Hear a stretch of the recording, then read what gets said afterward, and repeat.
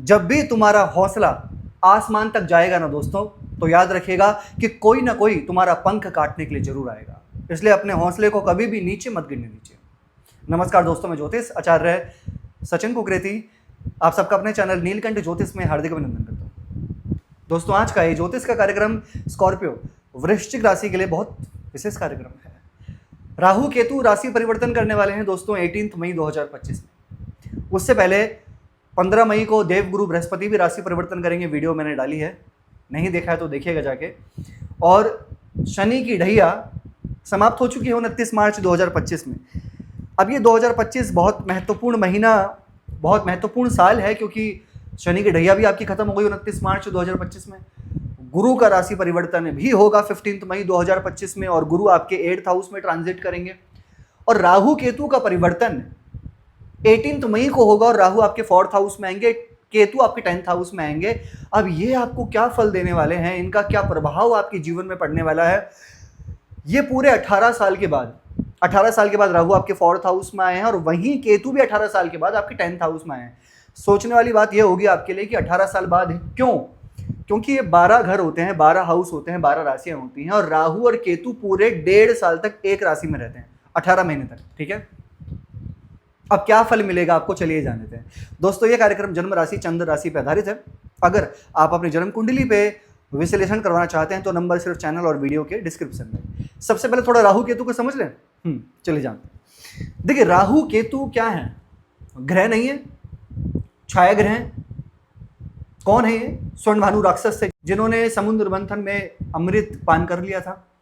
देखिए, राहु केतु का शुरू से ही मनुष्य के जीवन पर बहुत ही अति प्रभाव पड़ा है। सडनली फाइट होना, सडनली इंसान का ऊपर से नीचे गिर जाना, सडनली इंसान का बहुत नीचे से बहुत ऊपर चले जाना, अरबपति से लेकर करोड़पति तक बन जाना, रातों रात चमक जाना, रातों रात बिल्कुल नीचे आ जाना। जितनी टेक्निक बढ़ रही है, जितने शॉर्टकट तरीके से काम हो रहा है, ये सब राहु केतु। आजकल आप देख रहे होंगे कि एआई का बहुत इस्तेमाल होता है, एआई बहुत चल रहा है। ये क्या है? प्रोमिनेंट कौन सा प्लेनेट है? राहु। जितनी भी टेक्निक बढ़ रही है, छोटे मतलब बहुत चंद सेकंड में काम हो रहे हैं, मिनटों में काम हो रहे हैं, राहु केतु ही है। ठीक है, तो अभी फिलहाल जानते हैं कि वृश्चिक राशि के जीवन पर क्या प्रभाव पड़ेगा इसका। ठीक है, 4th हाउस में राहु, पहले इस 4th हाउस को समझ लें। ये 4th हाउस किस चीज का होता है? जहां पे राहु आ रहे हैं 1.5 साल के लिए, तो आपको समझना भी तो होगा ये हाउस किस चीज का होता है। 4th हाउस होता है हैप्पीनेस का, किसी भी चीजों की सुख सुविधा, यानी कि खुशियां, सुख। हमारे जीवन में सुख कितना है, कितने खुश हैं हम अपने जीवन में, ये 4th हाउस है। माता का भी होता है 4th हाउस, मदर से रिलेटेड भी 4th हाउस देखा जाता है। और 4th हाउस होता है भूमि का, यानी कि जमीन जायदाद का, वाहन का, सभी प्रकार के सुख 4th हाउस से ही देखे जाते हैं। ठीक है, अब इसके अपोजिट में है 10th हाउस, जहां केतु है। और 10th हाउस किस चीज का होता है? 10th हाउस होता है हमारे कर्म का, हमारे करियर का।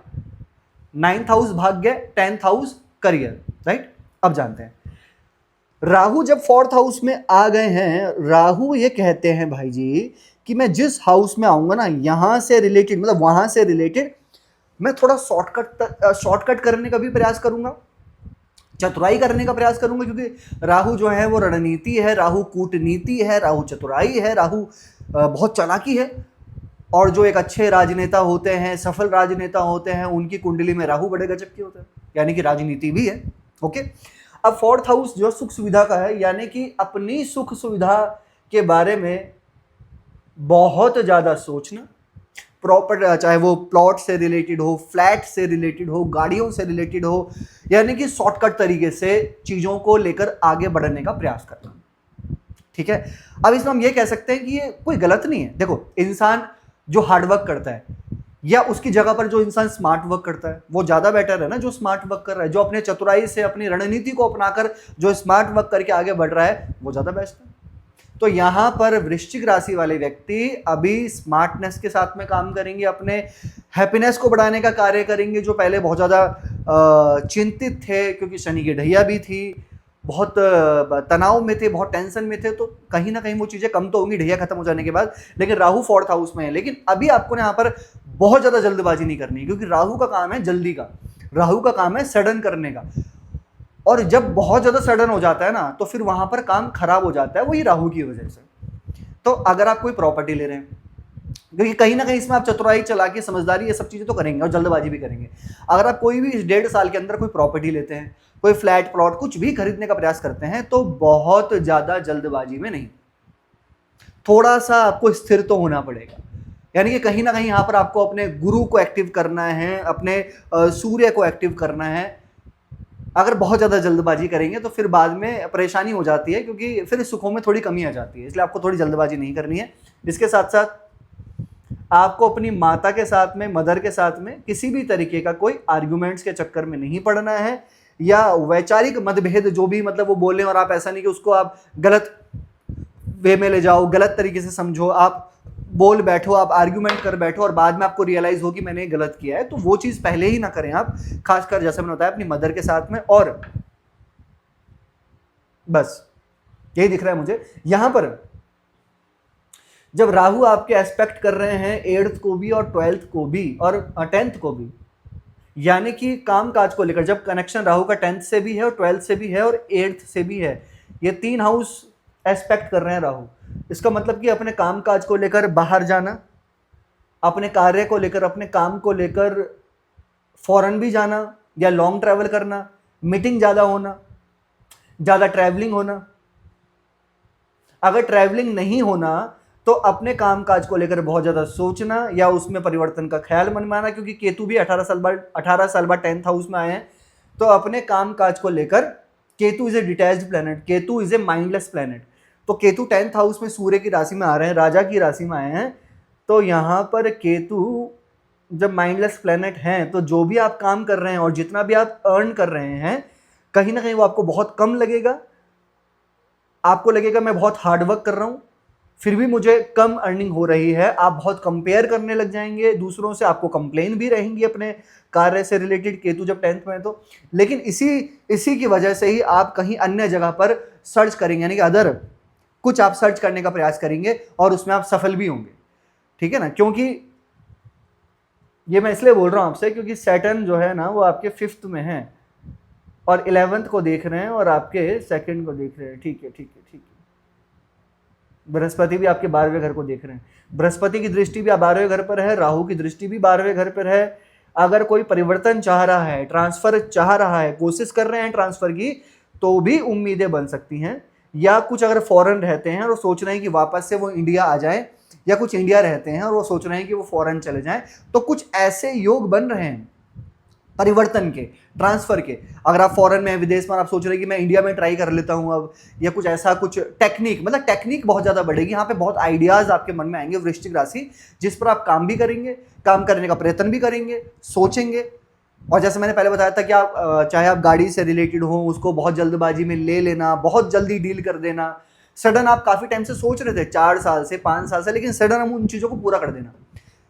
लेकिन फिर भी मैं आपको कहूंगा कि सडन ना करके थोड़ा सा स्थिर होकर काम करेंगे तो ज्यादा आपको अच्छा लाभ मिलेगा।